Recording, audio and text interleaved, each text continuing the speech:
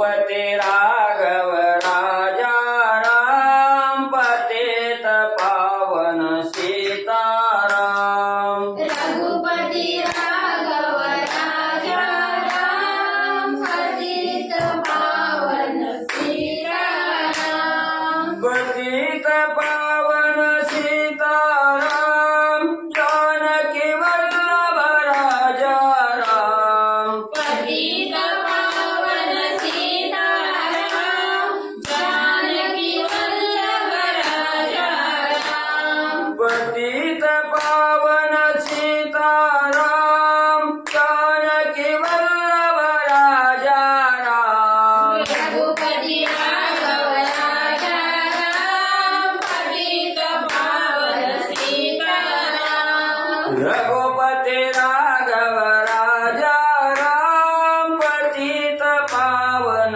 सीताराम। रघुपति राघव राजा राम पतित पावन सीताराम। रघुपति राघव राजा राम पतित पावन सीताराम। रघुपति राघव राजा राम पतित पावन सीताराम। पतित पावन सीताराम जानकी वल्लभ राजा राम। पतित पावन सीताराम जानकी वल्लभ राजा राम। पतित पावन सीताराम जानकी वल्लभ राजा राम। रघुपति राघव राजा राम पतित पावन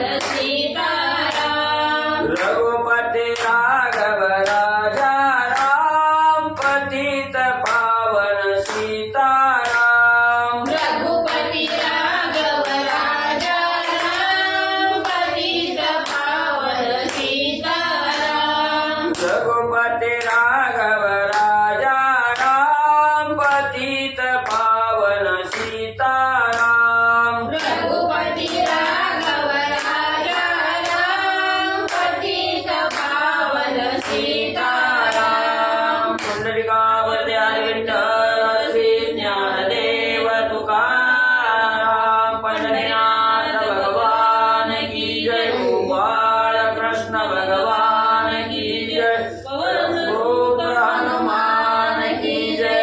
श्री गुरुदेव दत्त वासुदेव हरी।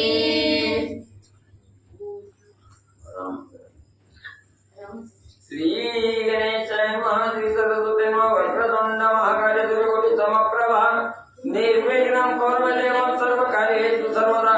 गणनाथ रवि शुक्र बृहस्पति पंचैतानि स्मरे नित्यविद्वानि प्रवर्तते।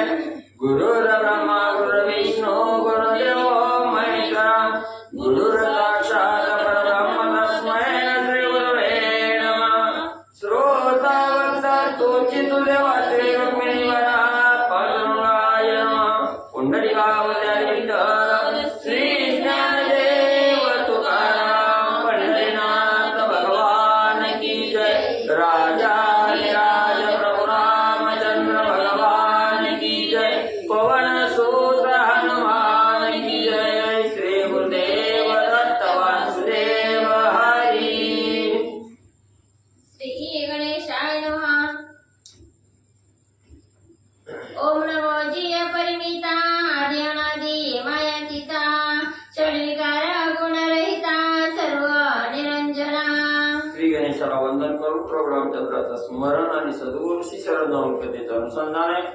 ग्रंथकर्ते असणारे मनोहर सूत असणारे त्या ठिकाणी आणि गोपीनाथ महाराज असणार त्या ठिकाणी म्हणजे भगवंताची आराधना त्या ठिकाणी करतायत, स्तुती त्या ठिकाणी करतायत। अपरिमित असणारा त्या ठिकाणी आणि आदि ईश्वर त्या ठिकाणी असणारा भगवंत आहे आणि ज्याच्या अंगी असणारा त्या ठिकाणी षड्विकार नाही असणारे गुण त्या असणारे गुणरहित असणारा त्या ठिकाणी आहे।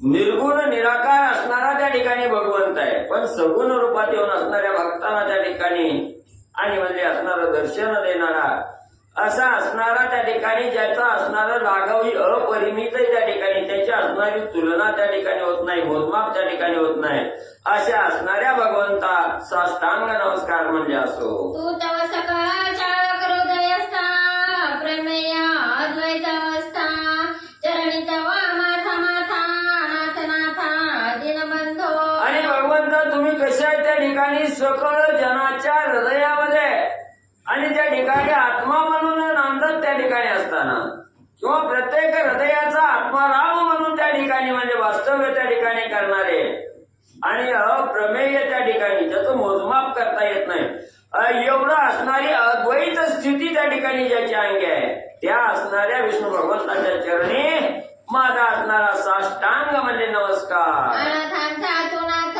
हे तो ब्रीद त्रिभुवनी विख्यात ऐसे असता घडे विपरीत हे ते मात अनुपम्य देवा. मग असणाऱ्या भगवंता साई शास्त्र 18 पुराण नव वेद गर्जना करून त्या ठिकाणी सांगतो की भगवंत हा अनाथांचा नाथ आहे त्या ठिकाणी, ज्याला कोण नाही त्याला असणारा भगवंत त्या ठिकाणी आहे. ही असणारा तुमचं ब्रीद आणि असणारं त्रिभुवनात त्या ठिकाणी म्हणजे पावन त्या ठिकाणी करणारं ब्रीद त्या ठिकाणी आहे. मग असं असताना त्या ठिकाणी इथं माझ्यावरच कृपा त्या ठिकाणी तुमची झालेली नाही, ही असणारं विपरीत त्या ठिकाणी घडू लागलेलं आहे, ही असणारं लाघव तुमचं आणि त्या ठिकाणी मी पाहिलं गेलं. संसारी नामुची आपदा रोगे व्याप्त सकळ संपदा कौतुक पाहसे गोविंदा हे तव ब्रीदा विलक्षण. मग ग्रंथकर्ते सांगतायत मी का त्या ठिकाणी म्हणलो की प्रत्येक जनाच्या हृदयामध्ये आत्माराम त्या म्हणून त्या ठिकाणी वास्तव्य करतात आणि आमच्यावर असणारी वाईट वेळ त्या ठिकाणी आली, तुमची कृपा त्या ठिकाणी कुठं जाते, काय आमची अवस्था आहे. ह्या संसाररूपी भवसागर त्या ठिकाणी तारून जात असताना किंवा या प्रपंचामध्ये त्या ठिकाणी गुंतलो असताना अनेक असणारे रोग पाठीमागे त्या ठिकाणी लागतात, हाल अपेक्षा सहन त्या ठिकाणी करावे लागतात, नाही तेवढा असणारा त्रास त्या ठिकाणी आम्ही भोगतोय आणि भगवंता तुम्ही कौतुकानं त्या ठिकाणी पाहता. मग जर तुमचा असणारी कृपा आमच्या मस्तकावर त्या ठिकाणी झाली तर आमच्यावर रोगराई येणार नाही, आम्ही सदा सुखी त्या ठिकाणी राहू आणि सहज आहे ते राहून पहिल्या तीराला या भवरूपी सागरातून त्या ठिकाणी तारून जाऊ म्हणून म्हणजे त्या ठिकाणी बोललो. दुर्जन्या माते गांजावे निरापराधे छळावे येतो तू अवलोकावे उचित केशवान शोभे. मग आम्ही असणारा किती बी सज्जनपणाने त्या ठिकाणी वागायचं ठरवलं की दुर्जन म्हणजे हजरच आमच्या समोर त्या ठिकाणी राहतात आणि असणारी दुर्जन लोक त्या ठिकाणी येतात, आम्हाला असणारं गांजून सोडतात, त्रास त्या ठिकाणी देतात. आमच्या हातून काही अपराध त्या ठिकाणी नाही घडला तरी आम्ही निरापराधी असताना सुद्धा आमचं छळण असणारे दुर्जन त्या ठिकाणी करतात आणि तुम्ही असणारं सहन म्हणजे त्या ठिकाणी करून आणि सगळं म्हणजे आनंदानं त्या साधकावर आलेली परिस्थिती त्या ठिकाणी बघता, पण तुम्ही असणाऱ्या त्या साधकावर कृपा करीत नाहो, ही काय भगवंता तुमचं म्हणजे बरोबर नाही. अस्वामुचाची भोग पाही तुझवरी बोल ठेवणी काही जैसे असेल माझे दैवी त्याची पदवी सुखे भोगू. बरं असं भगवंता म्हणजे तुम्हाला तरी म्हणजे का आमच्या असणारा दोष त्या ठिकाणी द्यावा, आमचंच कर्म कुठंतरी चुकलं असावं, आमचाच असणाऱ्या कर्माचा असणारा झोला आम्हाला त्या ठिकाणी बसला असावा. असुद्यामध्ये तुमच्यावर सुद्धा म्हणजे आम्ही असणारा शब्द त्या ठिकाणी ठेवत नाही, आमचं कर्म म्हणून आम्ही त्या ठिकाणी म्हणजे नेतो आणि जसं काय आमच्या दैवात असेल तसं म्हणजे त्या ठिकाणी होईल. तुम्ही मात्र म्हणजे सुखान असणार त्या ठिकाणी आणि आपल्या पदवीचा उपभोग घ्या. ऐका श्रोते हो समस्त श्री कृपा गळे हा ग्रंथ संपूर्ण हो आला तेथ अवगत इत्थंभूत. मग असणारे ग्रंथकर्ते त्या ठिकाणी श्रोते मंडळीला सांगू लागलेले आहेत की श्रोते सज्जन हो, हा असणारा अधिक मास महात्म्य नावाचा ग्रंथ पूर्ण असणारा त्या ठिकाणी म्हणजे आज 29 दिवस त्या ठिकाणी झालेले आहेत. असणारा ग्रंथ हा असणारा म्हणजे त्या ठिकाणी संपूर्ण होऊ लागलेला आहे आणि या ग्रंथामध्ये सांगितलेली कथा ही तुम्ही असणारा त्या ठिकाणी म्हणजे श्रवण केलेली आहे. असणारे 29 अध्यायापैकी 28 अध्याय पूर्ण तुम्ही असणारे श्रवण त्या ठिकाणी केले मग ही कथा ज्या लोकांनी त्या ठिकाणी म्हणजे ऐकली गेली, त्याचं असणारं मनन केलं, चिंतन त्या ठिकाणी केलं, ध्यास घेतला, ज्याला निधिध्यास त्या ठिकाणी लागला गेला, अशा श्रोत्यासाठी या ग्रंथाची असणारी फलश्रुती काय आहे, त्या साधकाला असणारा कुठला अध्याय ऐकला, कुठला असणारा हे कथा त्या ठिकाणी ऐकली आणि त्याचं फळ तुम्हाला काय त्या ठिकाणी मिळणार आहे याची असणारी फलश्रुती सांगतो. लक्ष्मी प्रतिवदे नारायण जे हे व्रत आचरण पूर्ण तरी परवेची जे उद्यापन न घडे तरी निर्फळ जाणीचे. मग असणारे भगवंत लक्ष्मी असणाऱ्या लक्ष्मीला त्या ठिकाणी सांगू लागलेले आहे की ज्या साधकांनी ही पूर्ण महिनाभर म्हणजे ही असणारी कथा त्या ठिकाणी श्रवण केली किंवा या सांगितल्याप्रमाणे अधिक मासाचं व्रत ज्यानं असणारं धारण त्या ठिकाणी केलं, त्या व्रताचं म्हणजे एवढं व्रत केल्याचं जर फळ प्राप्त करायचं असेल तर शेवटच्या दिवशी सर्व असणाऱ्या व्रताचं आणि उद्यापन म्हणजे त्या ठिकाणी करा. आणि जर तुम्ही एवढा असणारा उपास तपास केलाय, व्रत आचरण त्या ठिकाणी केलं आणि शेवटच्या दिवशी उद्यापन त्या ठिकाणी केलं नाही तर याचं फळ तुम्हाला त्या ठिकाणी प्राप्त होत नाही. म्हणून म्हणले आता शेवटच्या दिवशी आणि उद्यापन करा. उद्यापन केली सकळ लाभे तयाचे पूर्ण फळ जैसे बीज पेरिता कृषीवर फळ लाभे राशीवर. पण तुम्ही महिनाभर याचं असणारं त्या ठिकाणी कथा श्रवण केली, त्याप्रमाणे आचरण त्या ठिकाणी केलं, व्रत केलं, कोणी जप केलं, कोणी असणारं तीर्थयात्रा त्या ठिकाणी केली, कोणी तीर्थाच्या ठिकाणी गंगेचं स्नान त्या ठिकाणी केलं, कुणी आपल्या परीनं ब्राह्मणाचं पूजन केलं, ब्राह्मणाला आपल्या परीनं असणारं दान त्या ठिकाणी दिलं, कुणी असणारं दीपदान केलं. एवढं जरी तुम्ही महिनाभर त्या ठिकाणी केलं असलं तरी त्याचं शेवटचं असणारा त्या ठिकाणी शेवटच्या दिवशी व्रताचं असणारं उद्यापन त्या ठिकाणी करा. ब्राह्मण मंडळीला घरी बोलवा, काही असणारे अनाथ त्या ठिकाणी घरी बोलवा, दीन त्या ठिकाणी बोलवा, भोजन आपल्या हाताने त्या ठिकाणी घाला, काय आपल्या परीनं त्यांना असणारं वस्त्र, अन्न, असणारं त्या ठिकाणी धन काय द्यायचंय ती देऊन आणि त्या ठिकाणी बोलवण करा. अशा प्रकारे शेवटच्या दिवशीचं उद्यापन त्या ठिकाणी करा. म्हणजे काय त्या ठिकाणी होईल, जसं असणारा शेतकरी म्हणजे त्या ठिकाणी शेतामध्ये असणारं बी त्या ठिकाणी पेरतो आणि त्या बियापासून पेरल्याबरोबर असणारं ते झाड त्याला असणारं म्हणजे फळ त्या ठिकाणी दिल्याशिवाय राहत नाही. मग त्यासाठी आपण हे उद्यापन त्या ठिकाणी करावं लागतं. उद्यापन केल्यानंतर ते जसं असणारं झाड त्याला फळ देतं तसं हे व्रत तुम्हाला त्या ठिकाणी आणि म्हणजे असणारी फळ प्राप्ती त्या ठिकाणी देईल. मग लक्ष्मी व देवोजी स्वामी कैसे उद्यापना की जे आम्ही ते सकळ निवेदावे तुम्ही कैसा विधी ते समग्र. मग लक्ष्मी मातेने प्रतिप्रश्न त्या ठिकाणी केला, भगवंता ठीक आहे शेवटच्या दिवशी उद्यापन करा म्हणून सांगतात त्या ठिकाणी. मग हे उद्यापन मध्ये नेमकं काय आहे त्या ठिकाणी, कशा प्रकारचं कार्य त्या ठिकाणी करायचं, उद्यापनाच्या दिवशी असणारं काय कार्य त्या ठिकाणी करावं लागतं त्याची सविस्तर माहिती आणि म्हणले मला सांगा.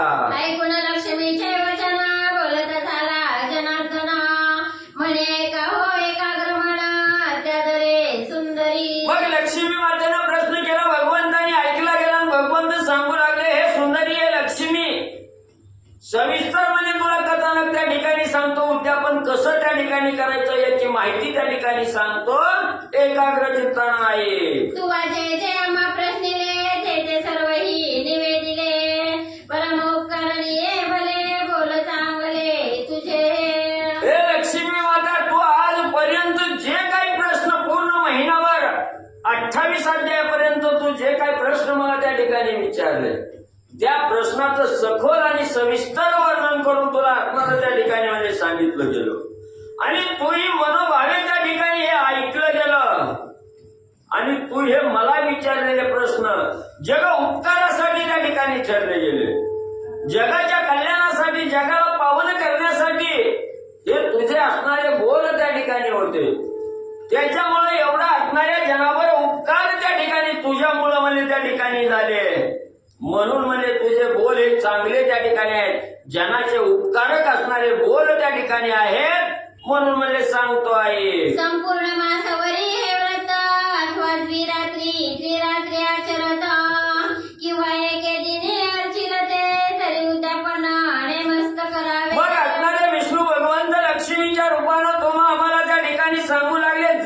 कोणी साधकांनी या संपूर्ण महिनाभर अधिक मासामध्ये व्रत आचरण त्या ठिकाणी केलं. मग कुणी आपापल्या असणाऱ्या परिस्थितीनुसार कुणी असणाऱ्या 1 दिवसाचं व्रत त्या ठिकाणी केलं, किंवा कुणी असणाऱ्या 2 रात्रीचं व्रत केलं, कुणी 3 रात्रीचं त्या ठिकाणी व्रत केलं. मग असं जे व्रत ज्या साधकांनी केलं त्याचं उद्यापन शेवटच्या दिवशी कसं करावं याची माहिती म्हणजे ऐका.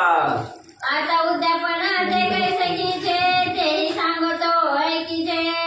संपूर्ण मास भरत जाणीचे उद्यापन विधियुक्त. मग आता हे असणारं फल प्राप्त करून घेण्यासाठी महिना पहिले काय असणारं त्या ठिकाणी व्रत आचरण केलं, त्या व्रत आचरणाचं उद्यापन शेवटच्या दिवशी कसं करायचं, ही पूर्ण महिना भरल्यानंतर कसं त्या ठिकाणी उद्यापन करायचं सांगतो म्हणजे ऐका. प्रातःकाळी उठवणिया स्नान विधी नित्य नेम करुणिया. देवतार्चन सारुणिया उपहरी हे क्रिया आचरीचे. मग म्हणजे असणारा त्या ठिकाणी ज्या शेवटचा दिवस आहे त्या ठिकाणी सकाळच्या प्रहरी लवकर म्हणजे त्या ठिकाणी उठावं. घरामध्ये असणारी त्या ठिकाणी घराच्या समोर म्हणजे असणारा झाडून पुसून त्या ठिकाणी घ्यावं. सडा रांगोळी त्या ठिकाणी करावी. आपला असणारा दररोजचा नित्यक्रम आहे सकाळच्या प्रहरीचा. स्नान संध्या असणारी त्या ठिकाणी करावी. नित्य नेम त्या ठिकाणी करावा. सकाळच्या प्रहरी आपल्या घरातील सर्व देवतांचं असणारं त्या ठिकाणी म्हणजे पूजन करावं आणि नंतर या असणाऱ्या कार्याला उद्यापनाला सुरुवात करावी. आणुनिया कंदळी स्तंभ मंडप उपविशे सुप्रभा. गुडिया तोरणे उपविनोदा आणि नाना विधी वाद्य कळे. मग असणाऱ्या त्या ठिकाणी म्हणजे असणारं उद्यापन करत असताना सकाळच्या प्रहरी दारामध्ये सडा रांगोळी त्या ठिकाणी करायची. संध्या स्नान त्या ठिकाणी करायचं. देवताचं पूजा अर्चा त्या ठिकाणी घरातील करायची. आणि समोर असणारा सुंदरपैकी असणारा त्या ठिकाणी म्हणजे मंडप टाकावा, किंवा असणाऱ्या त्या ठिकाणी म्हणजे घरामध्ये असणारी गुढ्या उभा करा. घराला आकर्षक असणारं त्या ठिकाणी रंगरंगोटी करा. असणारी तोरणं त्या ठिकाणी म्हणजे बांधा. आणि असणाऱ्या कर्दळीची जे असणारे स्तंभ आहेत ते स्तंभ घरामध्ये आणि म्हणजे आणा. स्थापनिया सर्वोतभद्रा रंगमाळा चित्र विचित्र. घालून कीजे यंत्र विचित्र अति सुंदर मध्यभागी. मग असणाऱ्या त्या ठिकाणी म्हणजे चौरंगाला चारी बाजूनी असणाऱ्या त्या ठिकाणी कर्दळीचं स्तंभ म्हणजे त्या ठिकाणी बांधावे. आणि त्या असणाऱ्या चौरंगावर असणाऱ्या भद्र भगवंताच्या असणारी त्या ठिकाणी म्हणजे मूर्ती ठेवावी. तिथं असणाऱ्या रंगमाळा फुलाच्या माळा म्हणजे सुंदर त्या ठिकाणी घालाव्या. आणि तिथं जे काय असणाऱ्या भगवंताच्या असणाऱ्या म्हणजे देवाच्या मूर्ती समोर जे काही यंत्र त्या ठिकाणी ठेवलेलं आहे ते यंत्र आणि मध्यभागी म्हणजे बरोबर आणि ठेवावं. तयावरी कलश स्थापनी सुवर्ण प्रतिमा करुणी. पुरुषोत्तम देवता म्हणून स्थापिते ते स्थानी आदरे. आणि त्या असणाऱ्या चौरंगावर म्हणजे मध्यभागी असणारं यंत्र ठेवायचं. त्याच्यावर असणाऱ्या कलशाची असणारी स्थापना त्या ठिकाणी करायची. आणि त्या कलशासमोर म्हणजे असणाऱ्या एक पुरुषोत्तमाची भगवंताची मूर्ती म्हणून असणाऱ्या सुवर्ण मूर्ती त्या ठिकाणी म्हणजे प्रतिमा तयार करायची. ती प्रतिमा आणून त्या चौरंगावर आणि देवता म्हणून त्या ठिकाणी अतिशय आदरयुक्त अंतकरणानं ते भाव मनाच्या ठिकाणी ठसवून त्या मूर्तीची स्थापना म्हणजे करावी. मग यथा सांगा षडशोपचारी पूजा कीजे अति आदरी. गंधाक्षदा पुष्प सुवासित वरी परिमळ धूसरी अर्पावे. मग ती सोन्याची प्रतिमा त्या ठिकाणी ठेवलेली आहे. तिची असणारी 16 प्रकारे असणारी पूजा त्या ठिकाणी करायची. असणारी फुलं व्हायची. असणारी अगरबत्ती दिवा त्या ठिकाणी असणारं हळदी कुंकू फुलं त्या ठिकाणी व्हायची. 16 प्रकारे असणारी पूजा अतिशय श्रद्धायुक्त अंतकरणानं त्या ठिकाणी करायची. त्याच्यावर असणारं हळद कुंकू त्या ठिकाणी व्हायचं. सुवासिक असणारी त्या ठिकाणी फुलं त्या ठिकाणी टाकायची. आणि परिमळ असणारी दुसरी म्हणजे अगरबत्ती आणि त्या ठिकाणी म्हणजे अर्पावी. नाना नैवेद्य भगवान तांबूल दक्षिणा निरंजन वस्त्र अलंकार अर्पण मंगळारती पैकी जय. मग तिथं असणाऱ्या नाना प्रकारचं जे काय आपण पक्वान त्या ठिकाणी केलेलं आहे ते पक्वान नैवेद्य म्हणून त्या ठिकाणी दाखवावं. शेवटी असणारा पानाचा विडा त्या ठिकाणी ठेवावा. काही आपल्या परिस्थितीनुसार दक्षिणा आहे तो दक्षिणा त्या ठिकाणी ठेवावा. आणि असणारी निरंजन आरती त्या ठिकाणी असणारी निरंजन लावावे आणि मनोभावे असणारा त्या ठिकाणी त्या मूर्तीला अलंकार वस्त्र अलंकार त्या ठिकाणी आणि म्हणजे परिधान करावे. मग पाचारोनी ब्राह्मणा सहदाम्पत्य असावे जाणा तया पूजा करून वस्त्रालंकार अर्पावे. मग त्या असणाऱ्या मूर्तीला म्हणजे वस्त्र अलंकार त्या ठिकाणी अर्पण करायची, तिची असणारी मंगल आरती म्हणजे त्या ठिकाणी म्हणायची आणि आरती झाल्यानंतर असणाऱ्या ब्राह्मण मंडळीला त्या ठिकाणी बोलवून घ्यायचं. पण ब्राह्मण कसे असणारे पती पत्नी त्या ठिकाणी असावे, सहदाम्पत्य त्या ठिकाणी बोलवावे, त्यांची मनोभावे आदरयुक्त अंतःकरणानं असणारी पूजा त्या ठिकाणी करावी आणि त्यांनाही वस्त्रदान म्हणजे करावं. ऐसे दाम्पत्य त्रयत्रिणी दशाका अक्षरे असावी तेही देखा तया ते वायनादीशे प्रत्येक नाना प्रकारेची जाणपा. मग ही दाम्पत्य किती त्या ठिकाणी आणायची तर अशी असणारी 33 ब्राह्मणाची दाम्पत्य म्हणजे त्या ठिकाणी बोलवायची. ते मोजायला गेलं तर असणारे 33 अक्षर म्हणजे तिथं उमटली पाहिजे, 33 असणारे ब्राह्मण मंडळी त्या ठिकाणी म्हणजे आली पाहिजे. आणि जे काही शास्त्रयुक्त म्हणजे त्या ठिकाणी सांगितलेलं आहे तसं असणारं दान त्या असणाऱ्या 33 सहदाम्पत्य ब्राह्मण आलेले आहेत त्यांना असणारं त्या ठिकाणी दान करायचं आणि ते दान त्या ठिकाणी मनोभावे कुठलाही करा, वेगवेगळ्या प्रकारचं दान त्या ठिकाणी 33 जणाला केलं तरीही त्या ठिकाणी आणि म्हणजे चालतं. तोही प्रकार सांगत ऐका वंशपात्र सुफले प्रत्येक वस्त्रे तोरे फणी करंडक असावी देखा गरसोळी. मग तुम्ही म्हणताल नेमकं ब्राह्मणाला काय त्या ठिकाणी दान द्यायचं. मग ती म्हणताय तुमच्या परिस्थितीनुसार तुम्हाला जी काय द्यायचंय ती त्या ठिकाणी द्या, पण तरी मी म्हणले जी श्रेष्ठ दान आहे त्या ठिकाणी ती मी म्हणजे तुम्हाला त्या ठिकाणी सांगतो. मग त्याच्यामध्ये असणारं म्हणजे आपले असणारं सुपली त्या ठिकाणी द्या, दुसरं असणारं कुठल्याही प्रकारचं वस्त्र त्या ठिकाणी द्या किंवा असणारं म्हणजे त्या ठिकाणी पेट्याच्या ठिकाणी मुकुटाच्या ठिकाणी जसा तोरा आपण त्या ठिकाणी लावतो तो तोरा त्या ठिकाणी दान द्या, केस विंचरण्याची असणारी फणी त्या ठिकाणी दान द्या किंवा असणारा हळदी कुंकाचा करंडक आहे हाही म्हणजे त्या ठिकाणी दिला तर चालतो. ऐसे वाया विस्तरोनी दाम्पत्य पूजावी वस्त्रालंकार करोनी सुवासिक पुष्पा माळिका देवोनी अर्पावी दानी वायने. मग हे जे काय असणाऱ्या श्रद्धायुक्त अंतःकरणानं काय दान त्या ठिकाणी द्यायचं ह्याची माहिती त्या ठिकाणी सांगितली. असं असणारं दान म्हणजे त्या ठिकाणी जो असणारा साधक आहे, उद्यापन करणारा साधक आहे त्यांना मनोभावे त्या ठिकाणी श्रद्धायुक्त अंतःकरणानं त्या ठिकाणी या ब्राह्मणाचं पूजन त्या ठिकाणी करावं. ह्या सांगितलेल्या वस्तू सहित वस्त्र अलंकार त्या ठिकाणी आणि त्या ब्राह्मणाला दान द्यावे.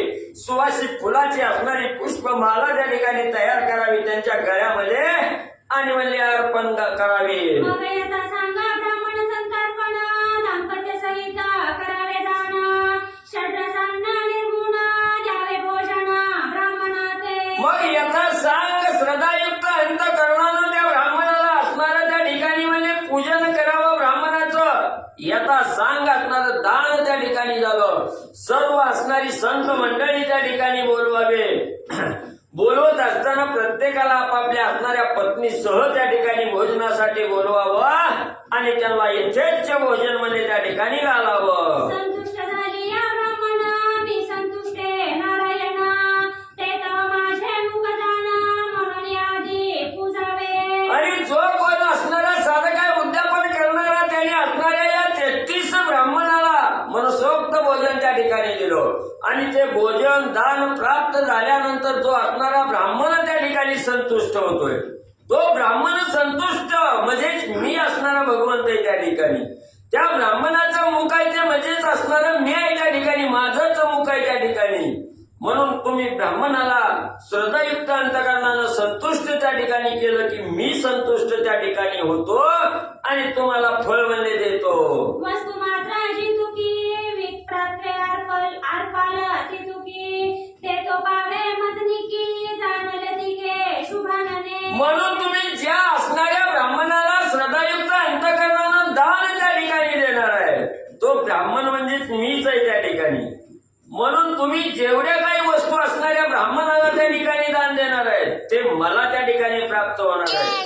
मग मला त्या वस्तू त्या ठिकाणी पावणार आहेत आणि त्या वस्तू मला त्या ठिकाणी पावल्या मी असणारा आपसुक संतुष्ट त्या ठिकाणी होणार आहे.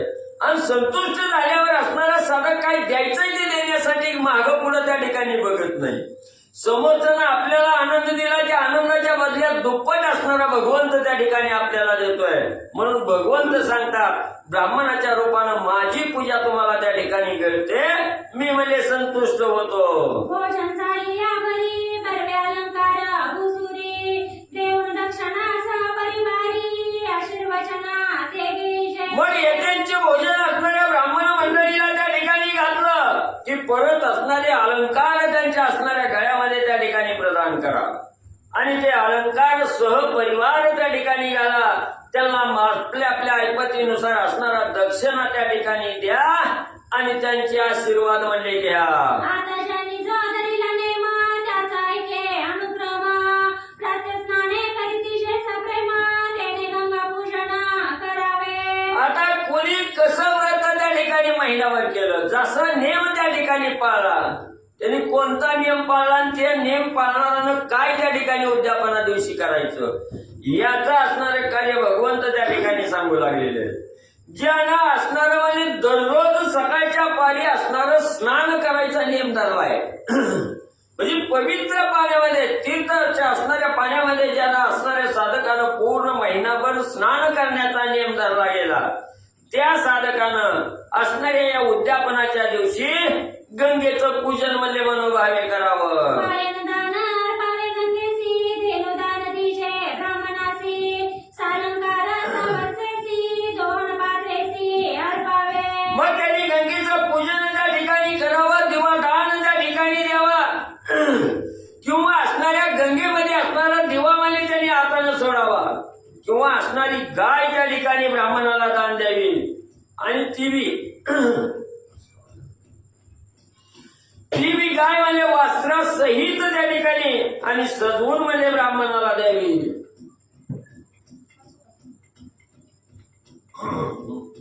जय प्रतिदिनी आरती कुंभदान तयाचे धातू कुंभ आणून तयाची पूजा करून द्यावे दान ब्राह्मणाचे. आणि ज्या साधकांनी पूर्ण महिनाभर म्हणले एकही दिवस म्हणजे सोडला नाही पूर्ण महिनाभर म्हणजे ज्यांनी असणारं कुंभ मातीचं गाडगं म्हणजे त्या ठिकाणी दान दिलेलं आहे. घटदान असणाऱ्या ब्राह्मणाला त्या ठिकाणी दिलेलं आहे. त्यांनी शेवटच्या उद्यापनाच्या दिवशी एखाद्या धातूचा असणारा कुंभ त्या ठिकाणी बनवायचा. म्हणजे आपली असणारी कलश असू द्या तांब्या असू द्या किंवा काय धातूचा आहे पितळेचा असू द्या स्टीलचा असू द्या किंवा असणारा सोन्याचा त्या ठिकाणी करा. मग हा असणारा कुंभ त्या ठिकाणी तयार करायचं ब्राह्मणाचं मनोभावे पूजन करायचं तो धातूचा कुंभ ब्राह्मणाला दान द्या. जे प्रत्यही करीती नक्त भोजन तया ते दिजे कोवळे दान तया ते मुक्ती मी देत पूर्ण अक्षय भुवन प्राप्त होई. आणि ज्या साधकांनी म्हणजे हे अधिक मास आहे तोपर्यंत पूर्ण महिनाभर म्हणजे नक्त भोजन त्या ठिकाणी केलंय. फक्त असणारं बोलायचं काही नाही आणि दिवसातून एक वेळेस असणारं भोजन त्या ठिकाणी केलं. असा ज्या साधकानं असणारा नियम त्या ठिकाणी केला त्या साधकांनी शेवटच्या दिवशी उद्यापनाच्या दिवशी त्या ठिकाणी हे असणारं पवळं म्हणजे ब्राह्मणाला दान त्या ठिकाणी द्यायचं. ब्राह्मणाचं असणारं पूजन मनोभावे पूजन करायचं आणि त्या ब्राह्मणाला दाम्पत्यासह पवळं त्या ठिकाणी दान करा. म्हणजे त्या साधकाला मी आणि मुक्ती त्या ठिकाणी देतो मोक्षाला त्या ठिकाणी पाठवतो आणि काय परत म्हणजे त्या ठिकाणी माघारी लावित नाही. अक्षयी त्या ठिकाणी जोपर्यंत चंद्र सूर्य आहे तोपर्यंत त्याला स्वर्गाच्या ठिकाणी आणि म्हणजे स्थान देतो. आता जे मौन करीती भोजनाते तया ते मोठी कधी जे दानाते वरी 1 घंटा देवालयी बांधून देते करिता पुण्य गम्य. परत म्हणजे असणारं ज्या साधकांनी म्हणजे पूर्ण महिनाभर असणारं म्हणजे त्या ठिकाणी मौन केलेलं आहे मौन व्रत त्या ठिकाणी अर्पण केलं आणि असणारं मौन धरून भोजन त्या ठिकाणी केलं त्या साधकानं असणारं म्हणजे मोती म्हणजे त्या ठिकाणी ब्राह्मणाला दान द्यायचे आणि वरी एक असणारी म्हणजे त्या देवळामध्ये एक असणारी घंटा त्या ठिकाणी देवळात जाऊन त्या ठिकाणी बांधायची. असं केल्यानं त्याचं अगणित पुण्य म्हणजे त्या ठिकाणी प्राप्त होतं. प्रत्यही अर्पिता दीपदाना ते रौप्य पात्री सुवर्णवल वाती ते अजेची प्रतिपाद्य यथानी कुते पूजोनी विप्राते अर्पिजे. मग म्हणजे असणाऱ्या त्या ठिकाणी देवालयात जाऊन असणारी घंटी त्या ठिकाणी वाजायची आणि त्याच वेळेस असणारा दिवा म्हणजे असणाऱ्या ब्राह्मणाला त्या ठिकाणी दान द्यायचा आणि तो दिवा असणारा त्या ठिकाणी रुपयाच्या असणारं जे रूप आहे त्या रौप्याच्या असणाऱ्या पात्रात त्या ठिकाणी घालायचं आणि त्या दिव्यात सोन्याची वात त्या ठिकाणी टाकायची आणि असा असणारा दिवा त्या ठिकाणी म्हणजे सकाळच्या प्रहरी असणाऱ्या ब्राह्मणाचं पूजन करायचं त्या ब्राह्मणाला दान म्हणजे द्यायचा. अथवा विस्तीर्ण समयी धातूची असावी बरवी सघतेसी पाजोळणी पूजावी मग अर्पावी ब्राह्मणाते. मग आता तुम्हाला वाटेल असणाऱ्या त्या ठिकाणी दिवा आणायचा त्याच्या सोन्याची वात त्या ठिकाणी घालायची ब्राह्मणाला द्यायची. आपली एवढी परिस्थिती त्या ठिकाणी नाही तर म्हणजे असणारी जरा मोठी साईन मध्ये असणारी एक समई त्या ठिकाणी घ्या. ती समई कुठल्याही धातूची असू द्या, लोखंडी असू द्या, पितळी असू द्या, स्टील असू द्या, कुठल्याही धातूची त्या ठिकाणी समई असू द्या. त्या समईमध्ये असणारं तूप त्या ठिकाणी सोडा आणि त्या तुपात असणाऱ्या कापसाची वात त्या ठिकाणी लावा. ती वात पाजळा आणि तो असणारा दिवा ती समई ब्राह्मणाला दान म्हणजे द्या. आता मासवरी पुराण श्रवण करिता संपूर्ण अथवा पंचत्रय दिन घडे श्रवण शेवटी. आता असणाऱ्या ग्रंथकर्ते त्या ठिकाणी सांगू लागले आता ही बाकीचं व्रत कोणी त्या ठिकाणी केलं नाही पण न चुकता पोथीला त्या ठिकाणी आलेलं आहे. त्यांनी मनोभावी असणारी ही कथा त्या ठिकाणी ऐकलेली आहे किंवा कोणी वाचलेली आहे किंवा कोणी सांगितलेली त्या ठिकाणी ही कथा आहे. मग असणाऱ्या कोणाला काही काम नसल्यामुळे ते महिनाभर इथं आली पण ज्याला काम आहे कोण 2 दिवस आले आपल्या आपल्या सवडीनुसार कोणाला 3 दिवस असणारी कथा त्या ठिकाणी ऐकायला मिळाली, सांगायला मिळाली किंवा वाचायला मिळाली किंवा कोण असणाऱ्या महिन्यातून 5 दिवस हाजरी या कथेला त्या ठिकाणी लावली गेली पण त्यांच्याकडून एक का होईना असणारा दिवस त्या ठिकाणी या कथेचं श्रवण आणि त्या ठिकाणी म्हणजे घडलं गेलं. जरी संपूर्ण मासवरी जाण कयाले घडले नाही श्रवण कयाने शेवटी अध्याय कथा पूर्ण लाभे संपूर्ण फळ कयाते. मग असे साधक आहे त्या ठिकाणी आपल्या कामामुळे पूर्ण महिनाभर ज्या साधकाला त्या ठिकाणी जमलं नाही काय असणारे अध्याय त्या ठिकाणी आपल्या गैरहजेरीत त्या ठिकाणी गेले. मग अशा असणाऱ्या साधकांनी म्हणजे त्या ठिकाणी काय करावं उद्याचा मात्र अध्याय म्हणजे त्या ठिकाणी सोडायचा नाही. उद्याचा पूर्ण अध्याय म्हणजे त्या ठिकाणी सावध रीतीनं एकाग्र चित्त असणाऱ्या कथेवर त्या ठिकाणी देऊन असणारा म्हणजे श्रवण करा. मग वाचकाची पूजा बरवी यथानी गोती करावी वस्त्रांकारे अर्पावी दक्षिणा द्यावी यथोचित. मग ज्या साधकाचा मध्ये आधी गेलेला अध्याय त्या साधकाने असणारा उद्याचा शेवटचा अध्याय त्या ठिकाणी ऐका. सगळ्या 30च्या 30 अध्यायाचं फळ त्या ठिकाणी तुम्हाला प्राप्त होणार आहे. मग असणारा त्या ठिकाणी म्हणजे शेवटचा अध्याय त्या ठिकाणी ऐकल्यानंतर ज्या साधकानं या असणाऱ्या कथेचं वाचन केलेलं आहे आणि तुम्ही त्या ठिकाणी ऐकलेलं आहे ज्या साधकानं असणारा त्या ठिकाणी सांगण्याचं काम त्या ठिकाणी केलं आणि तुम्ही ऐकण्याचं काम त्या ठिकाणी केलं त्या असणाऱ्या वाचकाची मनोभावे असणारी पूजा म्हणजे त्या ठिकाणी करा. यथानिगुती आपल्या असणाऱ्या शक्तीनुसार जसं करायची तशी मनोभावे असणारी पूजा त्या ठिकाणी करा. त्याला आपल्या शक्तीनुसार असणारं वस्त्र अलंकार त्या ठिकाणी आणि योग्य असणारी दक्षिणा त्या ठिकाणी दान म्हणजे करा. व्यास स्वरूपी तयाते घालून आद्रेकी जे हो पूजन व्यासरूपी नारायण ते पूजन मद पावे. मग त्या ठिकाणी त्यांना म्हणजे का त्या ठिकाणी दान करा असणाऱ्या वाचक मंडळीला तर ते असणाऱ्या व्यासाच्या गादीवर त्या ठिकाणी बसलेले असतात आणि त्यांनी असणाऱ्या चांगलं सांगितलं काय चुकीचं काय गेलं असेल तोंडातून किंवा असणारं बरोबर काय गेलं असेल तर ते सांगतायत असणारं जे बरोबर तुमच्या मनाला त्या ठिकाणी वाटतं तेवढं तरी तुम्ही त्या ठिकाणी घ्या. जे तुमच्या बुद्धीच्या पलीकडला खोटं त्या ठिकाणी वाटतं किंवा असणारं म्हणजे काहीतरी वेगळं त्या ठिकाणी सांगितलं असा तुमच्या अंतःकरणाला भास त्या ठिकाणी झाला असेल त्या असणाऱ्या कथेचा विचार त्या ठिकाणी करू नका. जेवढं तुमच्या बुद्धीनुसार घेता येत आहे तेवढं त्या ठिकाणी घ्या. त्यांनी व्यासाच्या गादीवर बसून सांगितलेलं आहे. चूक त्यांची नाही, त्या गादीची त्या ठिकाणी चूक समजा. आणि त्या व्यासरूपी गादीवर बसून सांगितल्यामुळे व्यास मुनी आहे ते असणार मनाच्या ठिकाणी भाव निर्माण करा आणि आदरयुक्त अंतःकरणानं त्यांना असणार दान काय द्यायचंय ती त्या ठिकाणी द्या आणि आपलं पुण्य त्या ठिकाणी कमवा. जे जे काही अर्पित वाचक ते ते मज प्रत्यार्थ देख, मग मी तया भाविका स्वपदी देख स्थापित. मग जे काही इथं असणाऱ्या व्यासाच्या गादीवर बसून तुम्हाला असणारी कथा त्या ठिकाणी सांगितली, ती असणारी ग्रंथामध्ये ग्रंथकर्त्यांनी जे असणारं त्या ठिकाणी मांडलं गेलंय ते वाचलंय, जसं आहे तसं त्या ठिकाणी वाचलं. म्हणून त्या ठिकाणी त्यांचा दोष त्या ठिकाणी नाही.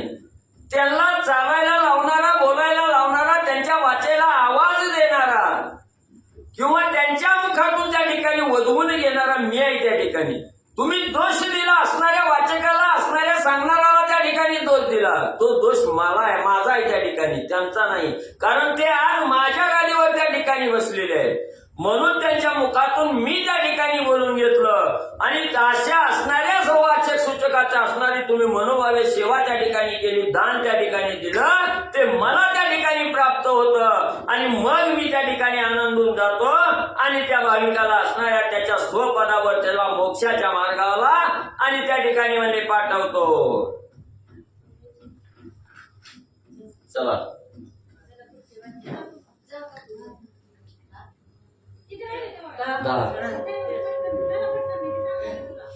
कोण आहे ते ताई?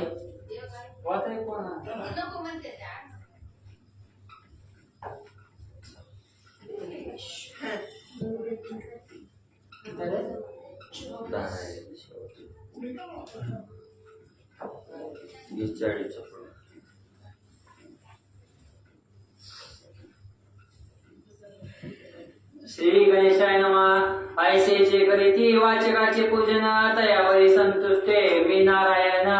व्याधी पीडा रोग तया लागून, न बाधी जाण तया लागी. मग असणारे भगवंत त्या ठिकाणी सांगतायत, हे असणारी कथा वाचन केली, असणारं त्या ठिकाणी म्हणजे सांगण्याचं काम त्या ठिकाणी केलं. त्यांचं असणारं त्या ठिकाणी पूजन करा, त्यांचं असणारं त्या ठिकाणी मनोभावे असणारं पूजन करून तुमच्या यथाशक्तीनुसार असणारं दान त्या ठिकाणी द्या, असं सांगितलं गेलं. मग असं सांगितलं तुम्ही त्या ठिकाणी ऐकलं तर मी असणारा खुद्द भगवंत नारायण आहे त्या ठिकाणी. मी त्या साधकावर असणारा प्रसन्न त्या ठिकाणी होतो. त्यांच्या घरामध्ये काही व्याधी आजार रोग त्या ठिकाणी असतील, ते सर्व पीडा रोग व्याधी त्या ठिकाणी सगळ्या बाजूला त्या ठिकाणी सारतो. त्याची कुठलीही बाधा तुमच्या घरावर त्या ठिकाणी येऊ देत नाही, एवढं म्हणजे मी त्या ठिकाणी आणि कार्य करतो. आदि व्याधी जरा मृत्यू, न बाधी तया आघात. तया कोळी वेदव्याची मात, बोलूच नये सर्वता. आणि अशा या वाचकाला असणाऱ्या त्या ठिकाणी म्हणजे जर तुम्ही दान त्या ठिकाणी दिलं तर म्हणजे तुमच्या असणाऱ्या अंगी जी काय आदी व्याधी आहे, व्याधी म्हणजे शारीरिक आहे, आदी म्हणजे प्रापंचिक व्याधी आहे त्या ठिकाणी. आदी म्हणजे प्रपंचामध्ये होणारं दुःख आहे, व्याधी म्हणजे शरीराला होणारं दुःख आहे त्या ठिकाणी. जरा म्हणजे असणारं म्हातारपण आहे आणि या म्हातारपणातून येणारा मृत्यू आहे त्या ठिकाणी. हे जे आघात आहेत आपल्यावर होणारे, हे सगळे आघातापासून तुमचा असणारा बचाव त्या ठिकाणी करतो. त्याची बाधा तुमच्यावर त्या ठिकाणी येऊ देत नाही आणि तुमच्या पूर्ण कुळामध्ये त्या ठिकाणी अकाली मृत्यू कोणाचा होऊ देत नाही. वैधव्याची असणारी वार्ता तुमच्या कानावर त्या ठिकाणी आणि म्हणजे येऊ देत नाही. स्त्रिया ते सौभाग्य वर्धन, इच्छिला प्रतार पावे पूर्ण. कोटी होय पुत्र संतान, ते सुलक्षण पूर्ण यशी. आणि ज्या असणाऱ्या स्त्रियांनी म्हणजे हे असणाऱ्या त्या ठिकाणी म्हणजे वाचणाऱ्याला सांगणाऱ्याला किंवा असणारा म्हणजे या व्यासाच्या गादीवर जो साधक त्या ठिकाणी बसून तुम्हाला कथा सांगितली, त्या साधकाचं मनोभावे असणारं पूजन त्या ठिकाणी केलं, असणारं म्हणजे त्या ठिकाणी दान त्या ठिकाणी दिलं, तर सौभाग्यवर्धन श्रीचं जे कुंकू आहे ते कुंकू अखंड त्या ठिकाणी राहील. आणि असणाऱ्या ज्या कुमारिकेनं हे व्रत त्या ठिकाणी ऐकलं, त्या कुमारिकेनं जर एवढं दान त्या ठिकाणी दिलं, तिच्या इच्छेप्रमाणे तिला असणारा पती त्या ठिकाणी मिळेल आणि पोटी असणारा शेवटी म्हणजे संतान वाढेल, असणारा त्या ठिकाणी संसारही आनंदानं त्या ठिकाणी होईल आणि पोटी सुलक्षण असा मुलगा म्हणजे त्या ठिकाणी पूर्ण आयुष्य असणारा मुलगा त्या ठिकाणी आणि जन्माला येईल. दरिद्री होय भाग्य भाग्यवंत ऋणार्थीयाचे ऋणमुक्त धनार्थीयाचे धन प्राप्त पुत्रार्थीयाचे पुत्र होईल. मग एखाद्या साधकानं ही असणारी कथा त्या ठिकाणी ऐकली आणि महिनाभर ऐकायला त्या ठिकाणी जमलं नाही, उद्याचा अध्याय त्या ठिकाणी जर ऐकला गेला आणि तो असणारा साधक अखंड असणाऱ्या दरिद्र्यात त्या ठिकाणी गांजून गेलेला आहे, तो दरिद्र्यात गांजून गेलेला साधक म्हणजे ही कथा ऐकलेली आहे, त्यानंतर त्या साधक का असणारा भाग्यवंत म्हणजे त्या ठिकाणी होईल, त्याची सगळी असणारी दरिद्री त्या ठिकाणी जाईल. आणि असा कोण साधक आहे त्या ठिकाणी की आयुष्यभर दुसऱ्याच्या देणं देण्यातच त्या ठिकाणी म्हणजे आयुष्य घालवतोय, ऋणात आहे आयुष्यभर, त्याचं सुद्धा सगळं ऋण म्हणजे त्या ठिकाणी मुक्त होईल, ऋणातून निर्मुक्त त्या ठिकाणी होईल. आणि एवढंच नाही, ज्याला असणारं धन त्या ठिकाणी मिळवलं, त्याचं धन म्हणजे काही कारणानं हातून निसटलं गेलं, व्यर्थ त्या ठिकाणी गेलं, धनाचा तुटवडा त्या ठिकाणी पडला, त्या साधकाचं सगळं धन म्हणजे त्याला त्या ठिकाणी माघारी मिळेल. आणि असणारं घरामध्ये जर पुत्र संतती त्या ठिकाणी नसल, त्या साधकाला पुत्र प्राप्ती म्हणजे होईल. देव संपूर्ण व्रत आचरता तया ते पूर्ण करिता मनोरथा इच्छिले फल दे समर्था स्वय अनंत वितया ते. मग एवढं या अधिक मास महिनाभर म्हणजे या असणाऱ्या व्रतावर म्हणजे ज्यानं अधिष्ठान त्या ठिकाणी केलं, मग त्यांनी असणारं मनोभावे श्रद्धायुक्त अंतकरणानं त्या ठिकाणी एवढं व्रत आचरण त्या ठिकाणी केलं, त्या साधकाचे पूर्ण मनोरथ म्हणजे त्या ठिकाणी मी आणि पूर्ण त्या ठिकाणी करतो. त्याच्या मनामध्ये जी इच्छा आहे फळप्राप्तीची ते फळ आणि मी दिल्याशिवाय त्या ठिकाणी राहत नाही. ही दुसऱ्याचं कोणाचं वचन त्या ठिकाणी नाही, मी स्वतः असणारा त्या ठिकाणी अनंत असणारा त्या ठिकाणी विष्णू भगवंत आहे आणि हा विष्णू भगवंत तुम्हाला साक्ष त्या ठिकाणी देतो, वचन त्या ठिकाणी देतो, भगवंत बोलता.